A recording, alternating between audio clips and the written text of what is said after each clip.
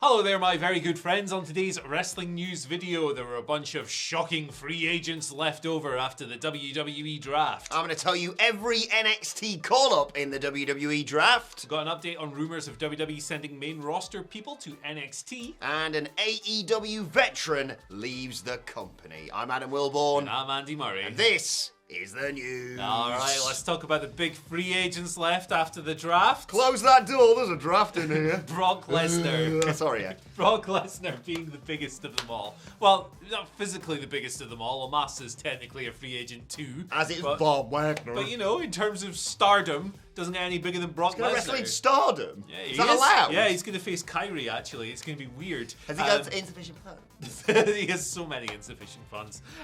So Triple H announced at the beginning of last night's pick, the second half of the draft, kind of, that everyone was still on the board, the Raw pool, apart from Brock, who'd been pulled out of it because he has negotiated a free agent deal that will allow him to appear on both shows. So, donning my Fury hat for a second, okay. This to me sounds like they were planning on drafting Brock somewhere, and then somebody SHIT themselves, and went, no, we need him for both. Maybe because they always strict to the draft rules so specifically. Yeah, they're always so stringent with it. But yeah, he's a free agent. That was announced. He didn't go drafted. I mean, it does make sense. He's a big name. You want big names on both shows.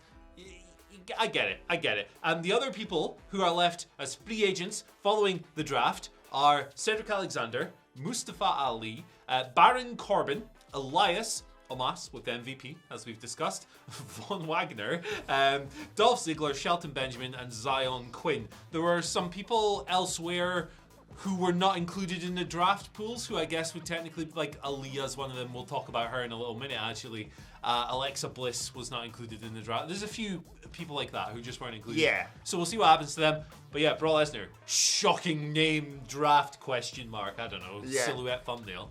He, yeah, like you say, he's someone who they want the ability to just on the drop of a hat, cowboy hat, just pop up and do something on a show because he's going to, please God, lose to Cody at Backlash this weekend, then probably go away for a bit, might come back to do something at the Saudi shows, but doesn't want to be limited to the red or the blue brand for that, and then probably Gunther at SummerSlam. That'd be nice. Please? Nice. You know, I want to know what happened to Gable Steveson in this draft.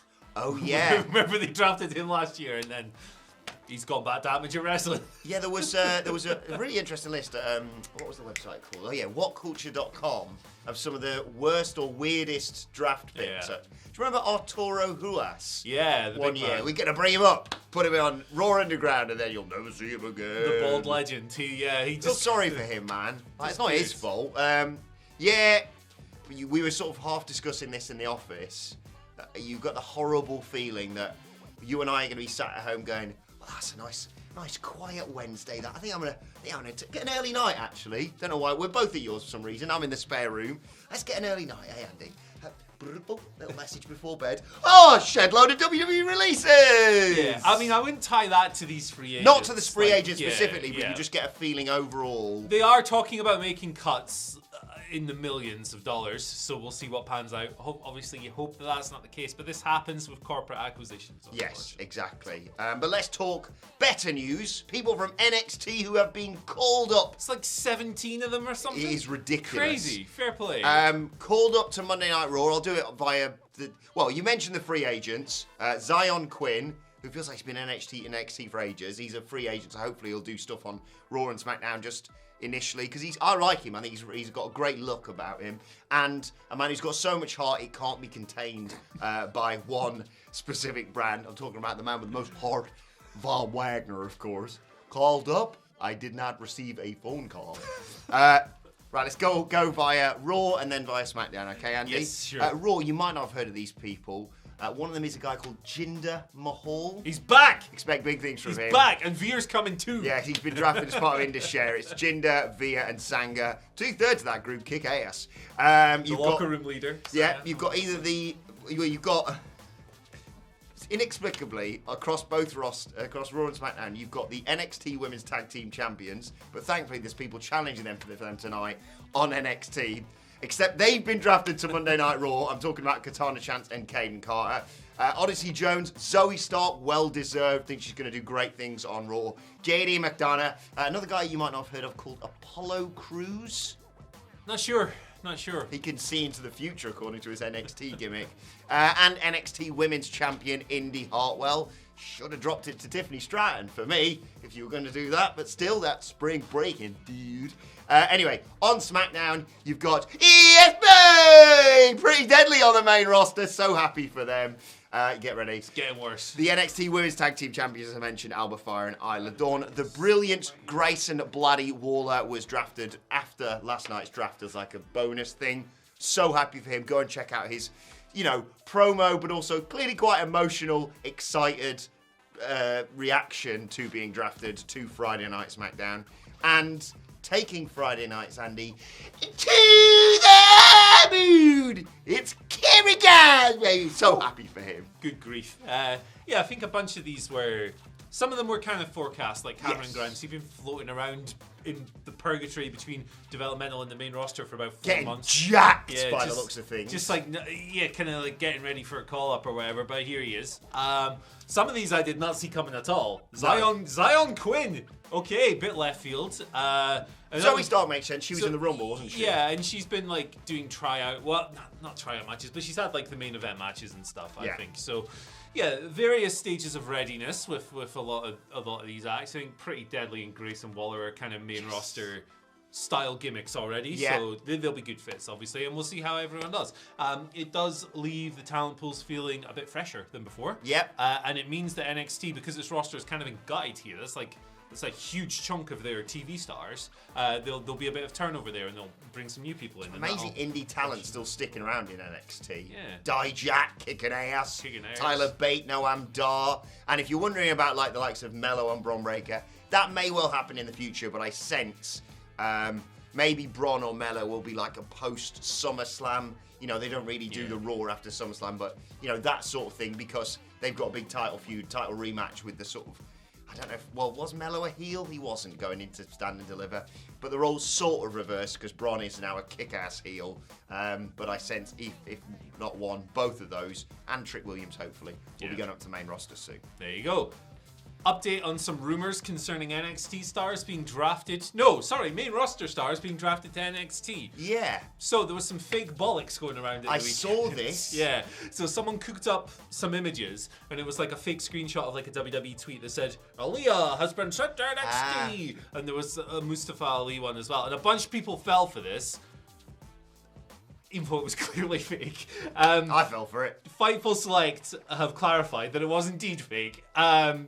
Yeah, it's phony. They haven't been drafted there as of right now. Who knows? Maybe they'll end up sending people down to NXT in the future. You've got a few free agents there. But Aaliyah and Mustafa Ali were not drafted there as part of the draft. It's a load of rubbish. So if you saw that graphic and you were confused by it, there you go. Ali obviously left a free agent. Aaliyah wasn't mentioned as part of the draft pool at all. She's been away for about 6 months now, and Give Me Sports / WrestleVotes reported on her a few weeks ago, saying that Aaliyah's name is not discussed in WWE creative meetings at all. At this time, nobody knows what her status is, but she's not being used. She was injured, but I'm pretty sure she recovered from that. Yeah. So she's in a weird limbo at the moment, but they're not in NXT. There you go. What if you put positive Ali with the guy with the most horror? Oh my goodness. There's your team right there. Why not? Please don't release. Actually, maybe do release. Don't release Mustafa anyone. Ali.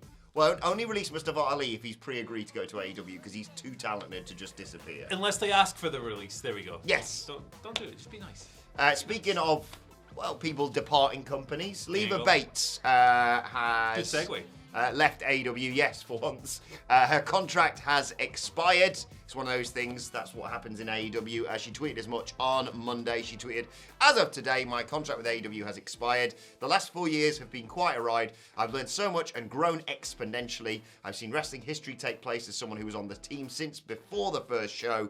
I appreciate and love all the crew, staff, and talent. I will cherish all our memories together. I've given my time, my focus, and my effort to the company, but now I've got to focus on myself and my future and my career. I hope you all, my friends, fans, and loved ones, stay with me through this next chapter of my journey. I hope to make you all proud, no matter where I go. Yeah, interesting situation here because Leva obviously was not a full-time wrestle every week person with AEW. She was on Dark and Dark Elevation a bunch. I think she only had one match. Yeah. For the company this year.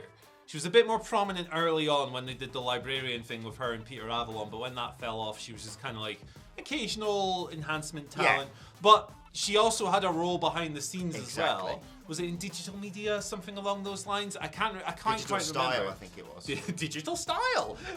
But she was very highly thought of by her peers. So it's interesting that her and AEW are parting ways. No word on any like negotiations if there was talk of extensions or whatever, but it sounded like she added value backstage. Yes. Her, never going to be the most pushed wrestler in the company. So yeah, just best of luck to her on whatever's next. She's pretty much a day one AEW wrestler, Yeah. haven't been there since 2019. So yeah, this will be a big change for her and her life, for sure. Best luck to her in the future. Let's move on to your Twitter questions at WhatCulture WWE. Of course, you want to get in touch with us. Jake gives us our first question of the day. Jake says, like Andy, Powerhouse Hobbs is one of my favourites. How would you like to see him become MJF's new heavy, helping him win a Double or Nothing? In return, MJF helps Hobbs get back the TNT title, something MJF never did for Wardlow. I don't like it. Don't like it? I don't like it at all, I'm afraid. Sorry, Jake. I don't like the idea of Hobbs being second to someone else. Ever again. This whole QTV thing is my least favourite storyline in AEW this year. Well, the Matt Hardy stuff. Yeah, I was about to say, did you see what happened on Rampage with Hardy? No. If you haven't, search that out. But for me, the Hobbs thing is to me personally, it's a little bit worse because I love the guy and it's just not doing anything for him. So I'm like really invested in him. It's frustrating, isn't it? It's a bit annoying to me. So no, I think that the last thing Hobbs needs, yes, it's MJF, yes, he's the world champion, yes, it's a theoretical rub, but I think the last thing that Hobbs needs is to be second to someone else right now. I think that he needs to obliterate everyone in QTV, become his own man, and go on some kind of wild rampage. As he should have done the first time. Exactly. And if that fails, well, maybe we just reform Team Taz and everyone's on an equal Not a bad footing. idea. But I don't like him being the second guy. Say you were to reform Team Taz, everyone's kind of on the same level. Yeah. I don't like him being a lackey. He's too good for that. Yeah, and I don't think, it's a nice idea as a way of doing it to help both people. Personally, I don't think MJF needs to just redo this. Like, I've got a badass, kick-ass assistant storyline with the inevitable breakup going on there.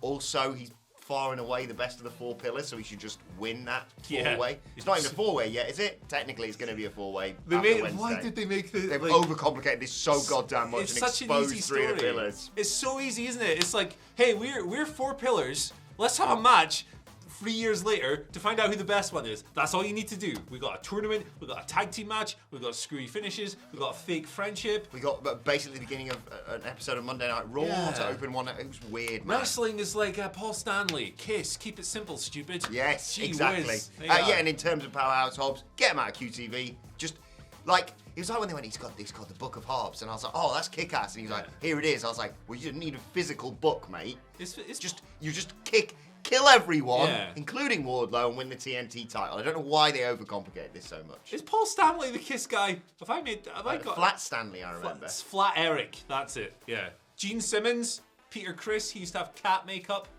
Ace Frehley. Flat Beat. Oh, I know. That's Flat Beat, isn't it, Mr. Wazzo? Tune that is. Banger. It's up there with a Crazy Frog for me.